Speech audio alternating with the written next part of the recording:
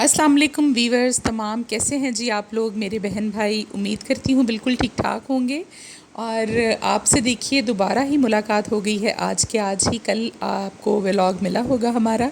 تو میں نے آپ کو بتایا تھا کہ اب ہم ریگولر ہو جائیں گے انشاءاللہ آپ لوگوں کے ساتھ، اور اپنے وظیفوں کا جو سلسلہ تھا ہم اس کو بھی جاری رکھیں گے انشاءاللہ۔ اور آج بھی آپ کے لیے ایک بہت ہی خاص وظیفہ میں لے کر آئی ہوں، اور اس وظیفے کے بارے میں آپ کو یہ پہلے بتاتی چلوں کہ یہ وظیفہ ایک میری ملنے والی ہے، ہمارے در قریب ہی گاؤں ہے، وہاں پر وہ لوگ رہتے ہیں۔ تقریباً آج سے کوئی 1.5 مہینہ پہلے ان کی میرے سے ملاقات ہوئی کسی کے گھر میں، اور میں نے ان سے پوچھا کہ آپ بہت پریشان لگ رہی ہیں، تو انہوں نے بتایا کہ ایک کیس ہمارا چل رہا ہے عدالت میں، زمین سے ریلیٹڈ میرے ہسبینڈ کا، اور 26 سال گزر گئے ہیں اس پر ہمیں محنت کرتے ہوئے، اور میرے سسر کی ڈیتھ بھی اس دوران ہو گئی اس کیس کے پیچھے پیروی کرتے ہوئے، اور وکیلوں کے ساتھ پیسے گھر سے ان کو اتنے لے جا کر دیتے ہوئے، لیکن ہمارا کچھ نہیں بن رہا کسی بھی طرح سے۔ تو ہمارا کام جو ہے وہ رکا ہوا ہے، تو سمجھ میں نہیں آ رہا کہ کیا کروں۔ بہت سارے ورد بھی کرتی ہوں، بہت ساری پڑھائیاں بھی کی ہیں گھر میں نے بہت سارے مرتبہ بچوں کو بٹھا کر بہت سے جو ہیں وہ عمل بھی کیے ہیں، لیکن میرا کوئی بھی کام جو ہے وہ نہیں بن رہا۔ تو اچانک میرے ذہن میں آیا کہ میں نے آپ کو ایک مرتبہ آپ سے شیئر کیا تھا کہ جب میں گوجرانوالہ میں تھی اور میں نے وہاں سے جامعہ عربیہ سے فاضلات کا کورس کیا، ان لوگوں کے لیے دوبارہ بتا رہی ہوں جن کو پہلے نہیں پتہ اس بات کا، تو وہاں پر ہمارے استاد محترم تھے جو ہمیں حدیث پاک کی کتابیں جو تھیں وہ پڑھایا کرتے تھے، تو بہت ساری بکس کے رائٹر بھی تھے وہ، تو انہوں نے ان کی ایک کتاب ہے جس میں انہوں نے اسپیشل جو ہے وہ کچھ وظائف اپنی زندگی کے ذاتی تجربے کے بتائے۔ ماشاءاللہ سے اب ان کی عمر 80 سال کے قریب تھی جب میں وہاں پر پڑھتی تھی، پھر ان کا انتقال ہو گیا، اللہ تعالیٰ ان کو جنت الفردوس میں اعلیٰ مقام عطا کرے، آمین ثم آمین۔ تو ان کا ایک وظیفہ تھا جی، جو کہ اللہ تعالیٰ کی غیبی مدد کے لیے، اور خاص طور پر رکے ہوئے آپ کے کام جس پر آپ بہت زیادہ محنت کر چکے ہوں آلریڈی، اور آپ کا کوئی کام نہ بن رہا ہو اور آپ کو چاہیے ہو جی غیب کی مدد، تو آپ اس وظیفے کو کریے، اور زیادہ دن کرنے کی بھی ضرورت نہیں، بس روزانہ آپ نے کرنا ہے، کسی بھی ایک نماز کے بعد آپ یہ وقت رکھ لیجئے، تو انشاءاللہ اس سے ضرور فائدہ ہوتا ہے آپ کو۔ تو وہ میرے ذہن میں آیا اور میں نے ان کے ساتھ شیئر کیا، اور انہوں نے ایک کاغذ پر لکھوا لیا مجھ سے، لکھ کر لے گئی، اور ابھی پرسوں مجھے ان کی کال آئی ہے کہ باجی بہت شکریہ آپ کا، آپ نے جو تسبیح بتائی وہ میں بھی پڑھتی تھی، میری دونوں بیٹیاں بھی پڑھتی تھیں کیونکہ ان کا بیٹا بھی نہیں ہے کوئی، اور انہوں نے مجھے بتایا یہ بڑی خوشی کی بات کہ کیس کا فیصلہ جو ہے وہ بالکل اچانک اور بڑی سمجھ لیں کہ برق رفتاری سے ہمارے حق میں ہو گیا ہے الحمدللہ۔ اللہ تعالیٰ کی طرف سے ایسی مدد آئی کہ ایک دم سے اس جج کا تبادلہ بھی ہو گیا جو کہ ان کے کام کو روکے ہوئے تھا، اب شاید اس نے کوئی، اللہ بہتر جانے کہ اس کی کوئی دوسری پارٹی کے ساتھ ایفیلیشن تھی، یا پھر ویسے ہی ان کے حق میں وہ فیصلہ نہیں دینا چاہتا تھا، اچانک سے اس کی پوسٹنگ ہو گئی، جو نیا جج آیا اس نے صرف ایک سے دوسری تاریخ پر اس کیس کا فیصلہ جو ہے وہ ان کے حق میں کر دیا۔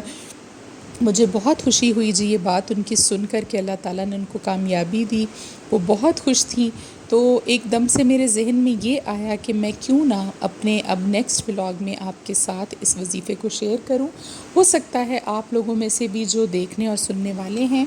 آپ کا بھی بھلا ہو جائے جی، آپ کا کوئی ایسا کام اگر رکا ہو جس پر آپ نے بہت محنت کی ہو، بہت زیادہ آپ نے اس کے لیے ایفرٹ کی ہو، لیکن پھر بھی وہ کام آپ کو بنتا نظر نہ رہا ہو، تو آپ بھی پلیز اس وظیفے کو کر کے دیکھ لیجئے، کیونکہ اللہ تعالیٰ کو کس وقت کیا پسند آ جائے، آپ کی کون سی ادا، آپ کی کون سی حمد و ثنا، یہ ہم نہیں جانتے، ہمارا کام ہے صرف اور صرف محنت کرنا، اللہ کو راضی کرنا، اس کے بتائے ہوئے اعمال پر عمل پیرا ہونا، اور اس کے علاوہ جو ہے رزلٹ وہ بے شک 100% اللہ تعالیٰ کے ہاتھ میں ہی ہے، اور کوئی بھی کچھ نہیں کر سکتا کسی کے لیے اگر اللہ نہ چاہے تو باقی یہ ہے کہ جو دعائیں آپ کے ساتھ ہیں ہمیشہ، جو بھی میرے دیکھنے سننے والے ہیں، میرے سبسکرائبر ہیں، میں ان کے لیے بہت دعا کرتی ہوں کہ اللہ تعالیٰ ان کی زندگی میں آسانیاں پیدا کرے، اور میرے بتائے ہوئے وظائف میں اتنی تاثیر پیدا کر دے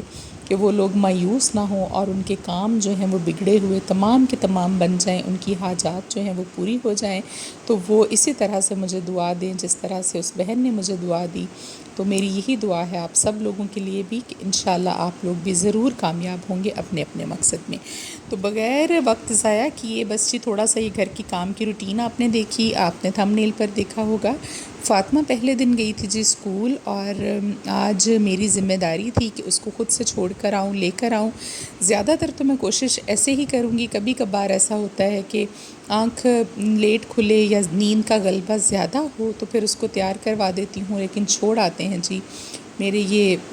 جو ہیلپرز ہیں یہ۔ لیکن ابھی میری کوشش ہے کہ موسم گرم ہے، اتنی زیادہ باہر موسم میں حبس ہے، تو میں اے سی کے بغیر اس کو نہ بھیجوں، اسکول بیمار ہو جائے گی، بہت نازک ہے، تو خود اس کو چھوڑ کر آؤں، خود لے کر آؤں۔ ہاں یہ ہے کہ لنچ جو ہے وہ بچیاں لے جاتی ہیں، اور اس کو واکنگ ڈسٹنس پر ہمارے اسکول ہے، اور اس کو کروا کر واپس آ جاتی ہیں۔ تو آج بس جی یہی روٹین رہے گی ہماری، آپ دیکھیں گے ساتھ ساتھ ویڈیو میں بغیر وقت ضائع کیے آپ کو بتاتی ہوں جی اس وظیفے کے بارے میں۔ اور ایک آیت ہے وہ بالکل چھوٹی سی، جو کہ آپ نے کوئی بھی ایک نماز رکھ لینی ہے، لیکن آپ کوشش کیجئے عصر کی نماز کے بعد یہ وظیفہ کیا کریں، کیونکہ میں نے آپ کو بتایا ہے پہلے بھی کہ عصر اور مغرب کے درمیان کا جو وقت ہوتا ہے یہ بہت ہی قیمتی وقت ہوتا ہے، اس کو ضائع مت کیا کریں پلیز۔ اس میں جو بھی آپ کی تسبیح، آپ کے وظائف ہوں، آپ باوضو حالت میں عصر سے مغرب تک تو آپ وضو کریں تو آپ کا ماشاءاللہ سے چل ہی جاتا ہے اس دوران تک۔ میں تو اکثر ہی عصر کے وضو سے ہی الحمدللہ مغرب کی نماز بھی ادا کرتی ہوں، تو اپنے وظیفے کا ٹائم یہ رکھیں تو زیادہ بہتر ہے۔ اگر آپ اس وقت کسی خاص کام میں مصروف ہوتے ہیں تو آپ کسی بھی نماز کے بعد اس کو رکھ لیں، لیکن یہ یاد رکھیے جس بھی نماز کے بعد آج کریں گے کل بھی اسی وقت پر کرنا ہے۔ اور میں نے پہلے بھی بتایا تھا کہ اللہ تعالیٰ کو کنسسٹنسی سے کی ہوئی جو عبادت ہے وہ بہت پسند ہے، بے شک وہ تھوڑی ہی کیوں نہ ہو۔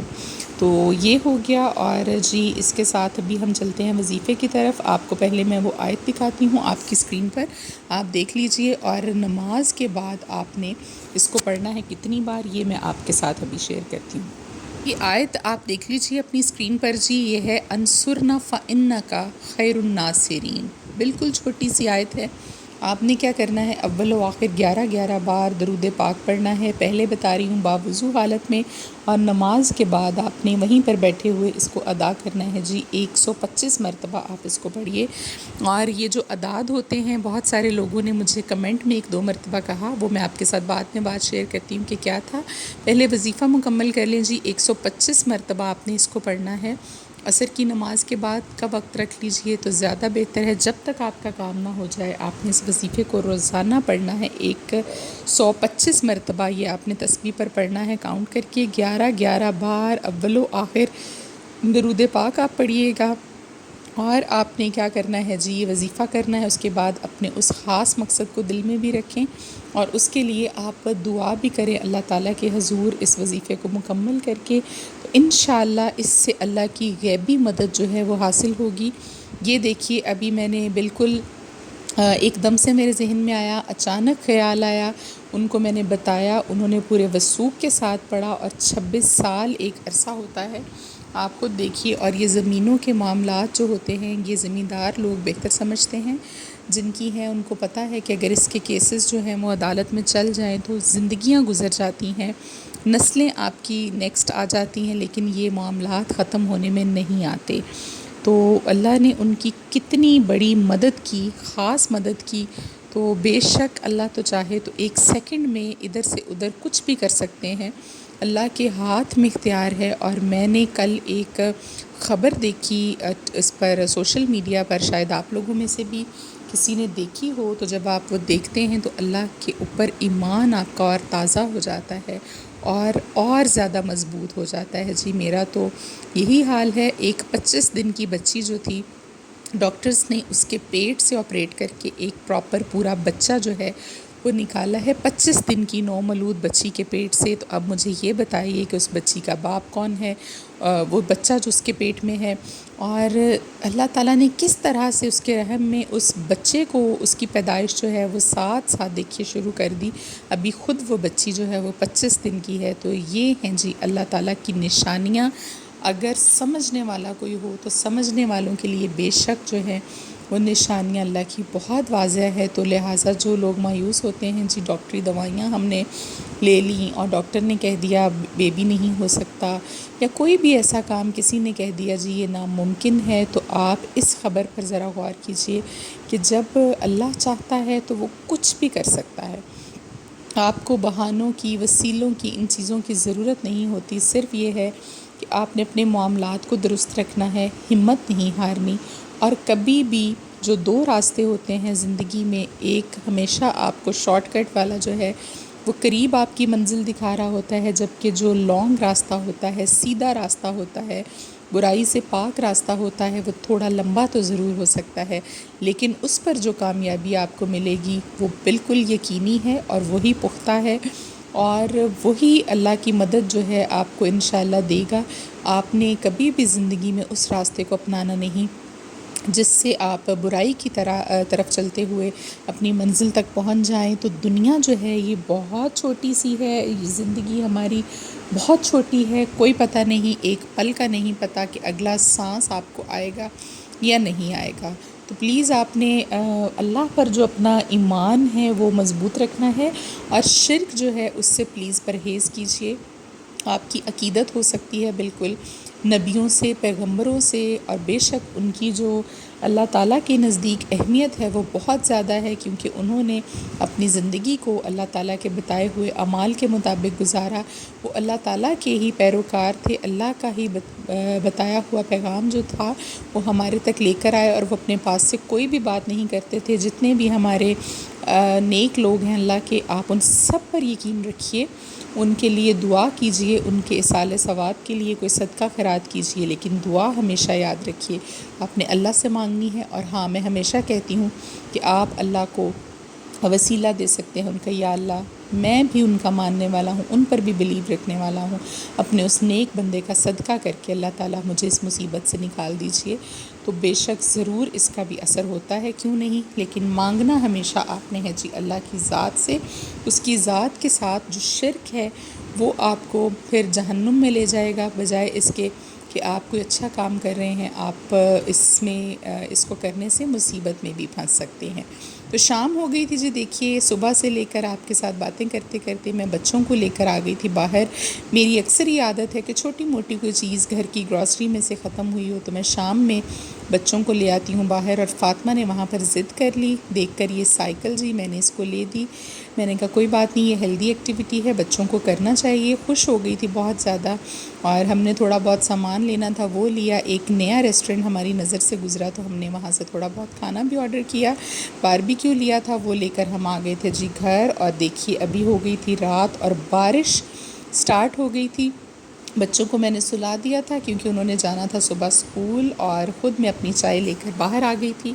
عشاء کی نماز کے بعد، فری ہو کر سب کاموں سے۔ اور دیکھیے بارش کتنی خوبصورت ہے جی۔ آج کا ولاگ صرف یہیں تک، اپنا خیال رکھیے گا، اللہ حافظ۔